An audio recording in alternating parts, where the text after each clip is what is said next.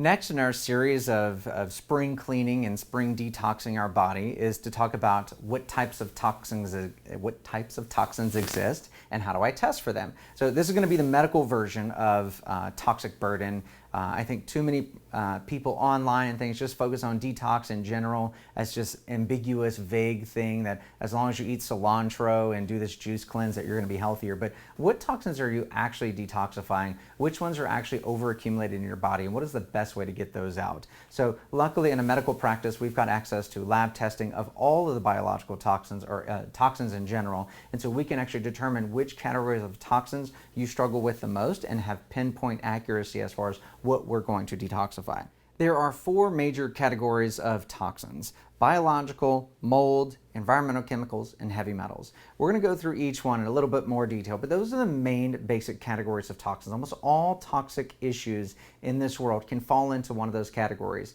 If you know which category you're struggling with, then it dictates the types of treatment that you'll get afterwards. So the first one we're going to go over is biological toxins. Biological toxins is probably the number one thing never talked about and definitely missed by most practitioners.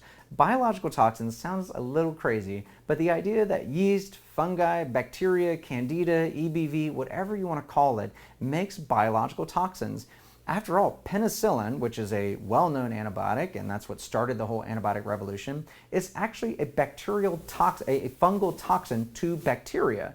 We hijacked penicillin from fungi because fungi were using it to kill bacteria so fungi could grow further by defeating its competition, and we stole it and turned it into an antibiotic of God knows what proportion and overused it.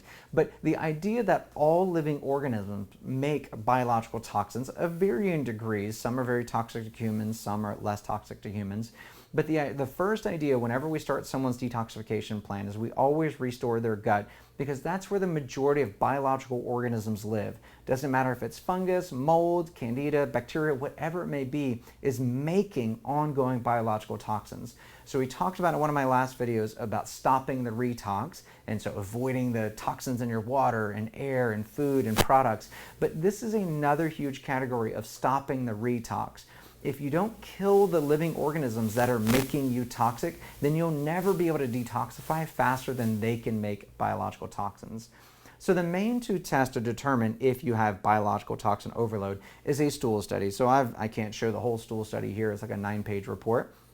But here you see this person has two species of candida and another geotrichum. So they've got fungal overgrowth, mega fungal overgrowth. They also have bacterial overgrowth. So this person is clearly suffering from lots of biological toxins. I will tell this patient there is no reason to start detoxification unless you start treating these biological organisms, because you can't treat faster than they can make it. Okay.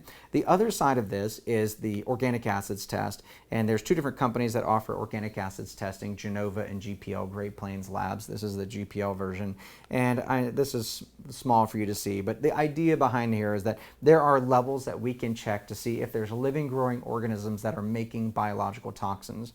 Now, we're not to the point of being able to tell exactly which organisms make biological toxins. There's a lot more research needed in this category, but we can pretty much assume that if you're overgrowing organisms, you probably have too many biological toxins on board. The story is even more complex than that. They've proven that a beneficial bacteria that grows in your microbiome that you want to have there, when it overgrows, it actually makes a toxin called polysaccharide A, and that toxin is actually from a totally normal bacteria that's overgrown. Another example of biological toxins is C. diff diarrhea, Clostridia difficile diarrhea. If you've ever met anyone with that, they wouldn't wish it on their worst enemy. And that is a perfect example of a bacteria that overgrows, but it's not the presence of the bacteria that causes all the disease. It's actually the toxin that the bacteria makes. So don't wish that on your enemy. Hopefully you don't find out about C. diff diarrhea.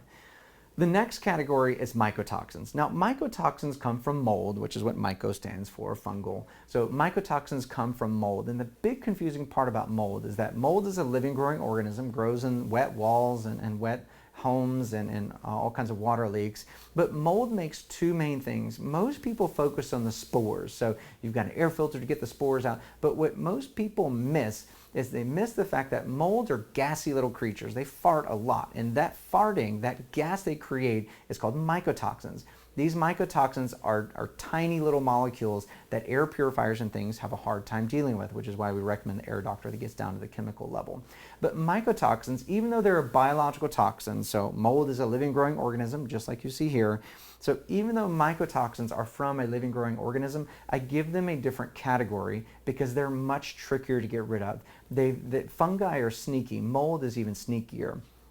So mold produces these mycotoxins in order to destroy our own immune system, confuse our immune system to look the other way and not attack them. And so mycotoxins are very difficult to treat because your immune system doesn't know what to do with it. It's being confused. In fact, one of the mycotoxins called mycophenolic acid, this patient has it, is actually a brand name drug. If you've ever heard anyone that had a kidney transplant or any liver or any organ transplant in general, they're put on a drug called Cellcept. Cellcept is actually mycophenolic acid. It's made from mold. We stole it from mold as an immune suppressant. The reason anyone with a transplant is on it is because we don't want the immune system attacking the organ that got transplanted in, because it's technically a foreign object to the immune system. So they're put on lifelong mycophenolic acid to suppress the immune system. So if the pharmaceutical industry is using this as a drug, you better believe it's powerful.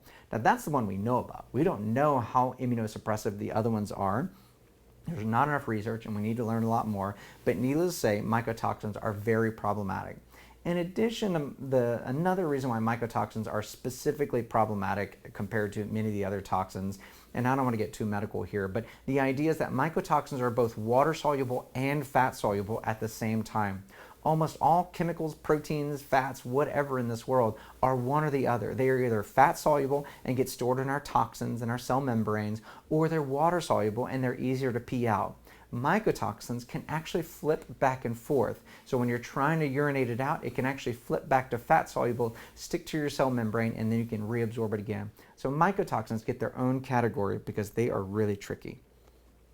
Number 3 is environmental chemicals. And if we thought we knew a little about mold toxins, and we know even less about environmental chemicals, the best test we have for environmental chemicals test for about 18 chemicals. And you know as well as I do that there are hundreds of thousands, if not millions of chemicals in our environment that have been created and put out into products and food and water and everything else.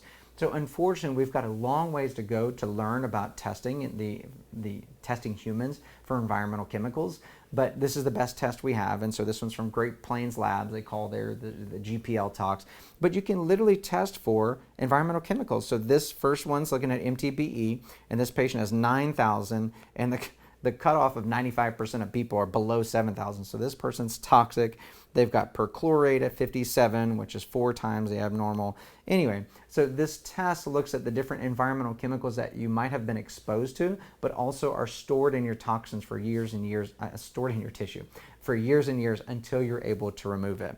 It's important to make sure that you're avoiding the toxins before you do this test, because if you're consuming toxins, we had an 8-year-old that went to a gym, like a gymnast gym, and they had just redone the floors and there was this heavy chemical smell, and the parents just happened to do her chemicals test the next day, not thinking anything of it, and her chemical level, I forget which one it was, but it was absolutely off the chart, something that no 8-year-old should ever have. Her level was like 20,000 and normal was 100. And so we repeated the test after a significant amount of time had passed, and you could see that the level, well, although still high, was not nearly as much off the chart. An acute exposure to a toxin will look a lot higher than a stored amount that your body's slowly detoxifying. Last but not least is heavy metals, which are pervasive in our society. There's even been studies linking heavy metals to baby food, even organic baby food. So heavy metals are all over the place, and in my opinion, we test all of our patients for it because there's no exact sign or symptom of heavy metals until you actually test for it. We've been fooled before where people we thought would be low were actually really high, and then people that we thought should be high were actually pretty low. So that's the importance of testing. So in this heavy metal test, you can see that this person's mercury was really high at 58 and normal is less than 4.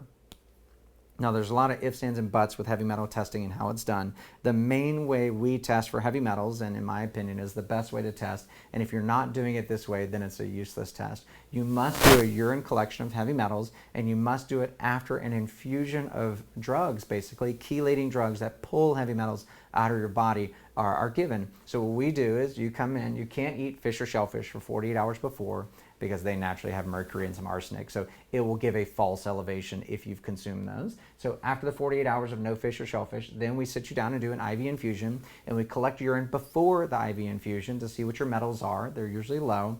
And then we collect 6 hours of urine after the IV infusion of EDTA, DMPS, Myers cocktail, which is B vitamins and vitamin C, and then some extra glutathione, which is your body's master detoxifier and also chelating agent, natural chelating agent. And so after we give this infusion, or during and after this infusion, we're collecting the urine for 6 hours to see we've pushed the metals out of your tissue, out of your bloodstream into your urine, and let's see what we collected. And that's how we got this result here. This is after an infusion of 6 hours and their mercury was elevated.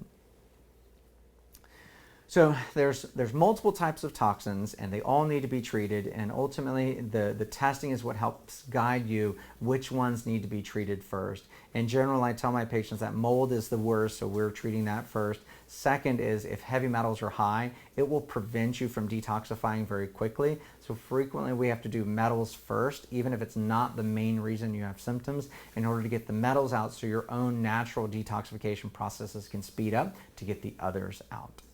So next we're going to talk about how does the body detoxify. So in addition to the types of toxins, we're going to talk about how do you take those types of toxins and then apply how the body detoxifies. After we learn how the body detoxifies, then we can learn what treatments apply to that. Okay, so if you're interested in that, stay tuned.